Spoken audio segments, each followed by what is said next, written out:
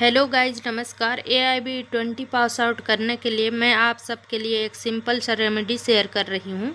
आप सब इस रेमेडी को फॉलो ज़रूर कीजिएगा और AIB 20 पास आउट कीजिएगा। आप सब निश्चित ही AIB 20 पास आउट कर जाएंगे।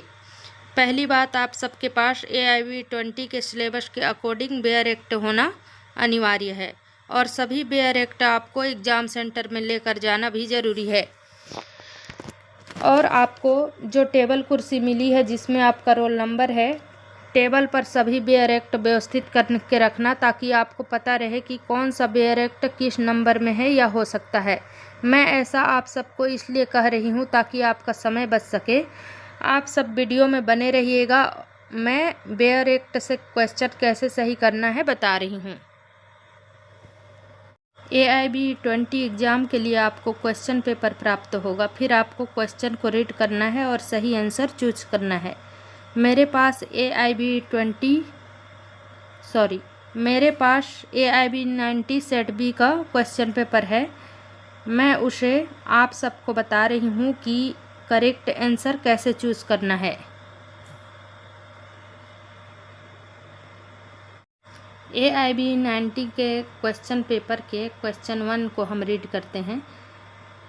ये क्वेश्चन कहता है, BNSS की कौन सी धारा प्रत्येक जिले और पुलिस स्टेशन में आम जनता को गिरफ्तार व्यक्तियों के बारे में जानकारी प्रदान करने के लिए एक नामित पुलिस अधिकारी की नियुक्ति को अनिवार्य बनाती है। इसमें 4 ऑप्शन है ABCD। चारों में 4 सेक्शन भी है। इसमें हमको कैसे करना है ये हम बता रहे हैं।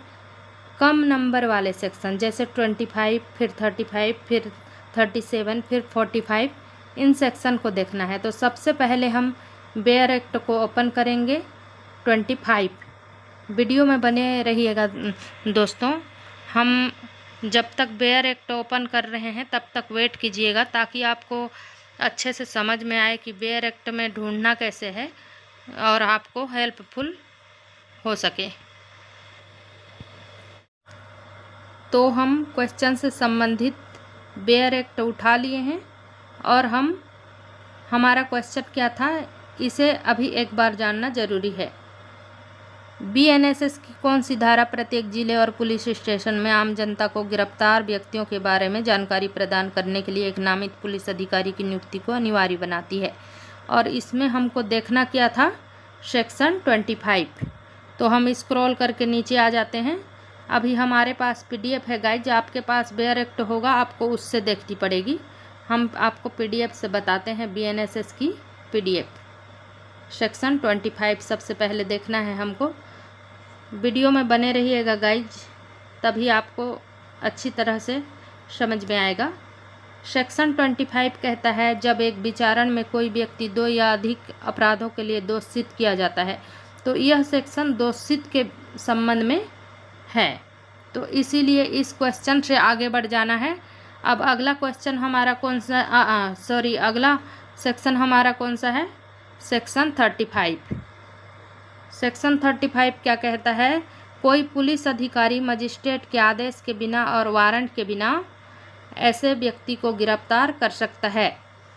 कोई पुलिस अधिकारी वारंट के बिना किस व्यक्ति को गिरफ्तार कर सकता है, इस संबंध में 35 सेक्शन कह रहा है। यह भी सेक्शन हमारे क्वेश्चन के अकॉर्डिंग नहीं है, हमको आगे बढ़ना है। हमारा ऑप्शन अगला क्या है, 37। हम सेक्शन 37 में जाएंगे। 37 में है राज्य सरकार के बारे में पढ़ेंगे हम। प्रत्येक जिला तथा राज्य स्तर पर पुलिस नियंत्रण कक्ष की स्थापना करेगी। अब ये स्थापना के बारे में में बताया है, तो ये मत समझिएगा कि ये पढ़कर ही हमको आगे बढ़ जाना चाहिए। भी आप रीड कीजिएगा, स्पीड से ही आपको रीड करना है। राज्य सरकार, इसमें कहती है, राज्य सरकार प्रत्येक जिले और प्रत्येक पुलिस थाना में एक पुलिस अधिकारी पदाभिहित करेगी जो सहायक पुलिस उपनिरीक्षक की पंक्ति से नीचे का नहीं होगा और वह गिरफ्तार किए गए व्यक्तियों का नाम और पता के बारे में जानकारी रखने के लिए उत्तरदायी होगा। अपराध के प्रकृति जिसके साथ वह आरोपित किया गया है प्रत्येक पुलिस थाना और जिला मुख्यालय पर प्रमुख रूप से जिसके अंतर्गत डिजिटल मोड भी है प्रदर्शित किया जाएगा। तो हमारा क्वेश्चन जिस प्रकार से था उसका आंसर यही से ही लग रहा है, एकदम करेक्ट आंसर है। इसीलिए आपको इसी आंसर पर ही टिक लगाना है। इसमें कह रहा है कि यहाँ पर बताइए, और अच्छे से बताया गया है, गिरफ्तार किए गए व्यक्ति का नाम और पता के बारे में जानकारी रखने के लिए उत्तरदायी होगा। अपराध के प्रकृति जिसके साथ वह आरोपित किया गया है प्रत्येक पुलिस थाना और जिला मुख्यालय पर प्रमुख रूप से, जिसके अंतर्गत डिजिटल मोड भी है, प्रदर्शित किया जाएगा कह रहा है। और सबसे फर्स्ट में कह रहा है कि प्रत्येक जिले और प्रत्येक पुलिस थाना में एक पुलिस अधिकारी पदाभिहित करेगी जो सहायक पुलिस उप निरीक्षक की पद के पंक्ति के साथ नीचे नहीं होगा, और वह गिरफ्तार किए गए व्यक्तियों का नाम पता के बारे में जानकारी रखने के लिए उत्तरदायी होगा। यही आपका करेक्ट आंसर है। तो इसलिए क्वेश्चन नंबर 1 के सेक्शन 37 में आप 37 जैसे क्वेश्चन के अकॉर्डिंग यह बी, ऑप्शन बी में आता है। बी पर आपको टिक लगाना है और आगे क्वेश्चन। इसी तरह गाइज आपको अगला क्वेश्चन का भी क्वेश्चन से संबंधित जिस एक्ट के बारे में दिया होगा, जिसमें एक्ट लिखा होगा, उस एक्ट को आपको उठानी है और अगले क्वेश्चन का आंसर स्पीड से ढूंढनी है और करेक्ट आंसर चूज करके अगले क्वेश्चन की ओर बढ़ जाना है। धन्यवाद।